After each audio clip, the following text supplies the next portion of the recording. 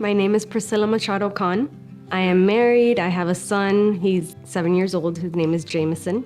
I've always wanted to work with babies. I thought originally NICU, but the NICU was a little too much for me, so I thought postpartum. I love working with babies. I love teaching parents how to be parents the first couple of days of those little babies' lives. I think it's super rewarding being a nurse. I love to dance. I love to go out to eat. I love to go see movies with my husband, although he hates going to the movies, but he goes for me. Bar hopping, restaurant hopping, that's my thing. I was seeing an oncologist for a full year, and I got the diagnosis of having cancer at 34. I had already had the diagnosis of HPV, so I knew I was at high risk for developing cancer, so I was seeing a doctor frequently. I did a procedure called LEAP, which is like an electrode that takes off the cancer cells from the cervix, but it didn't work.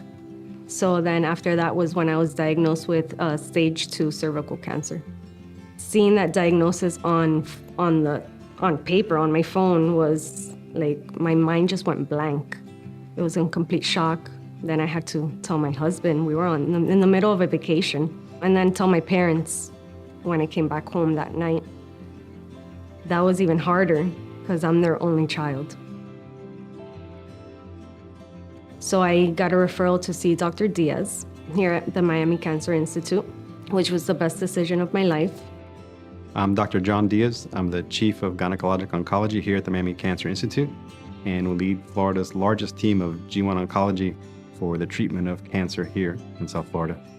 There are approximately 16,000 new cases of cervical cancer a year, and these numbers are decreasing across the developed world, in large part thanks to excellent screening programs with Pap smears and HPV screening, as well as the advance we've made with HPV vaccination. But still, 16,000 cases is too many cases in a nation like the United States. One of the benefits here at the Miami Cancer Institute is we have a multidisciplinary approach to patient care. We look at the entire patient in combination with our team of pathologists, radio-oncologists, and radiation therapists to make sure that we provide tailored, individualized therapy. And that was the case with Priscilla. When we looked at her case, she was looking for a surgical consultation. And when we took the bigger picture and were able to present her at our multidisciplinary tumor board, we decided that in her case, actually surgery was not the correct first choice, and that she would be better managed with definitive radiation therapy, which would have the same oncologic benefits, but less toxicities than a multimodality approach for her. She was a younger patient than what we would like to see with this diagnosis. We were able to still catch this at an earlier stage and provide her an opportunity for cure, and that's what we went for, and we're very happy with the outcome that we've had in her treatment. The team here was amazing at delegating the fast treatment that needed to happen. It's hard to be a patient when you're a nurse.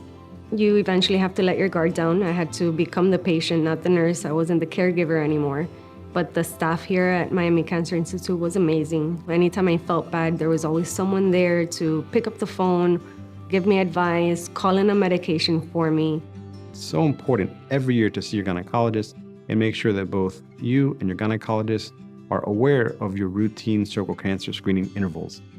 So now for sure I could say I'm disease-free. I was in remission as part of the PET scan in October, so I got to ring the bell. I'm getting back to normal now, start the new year, new me.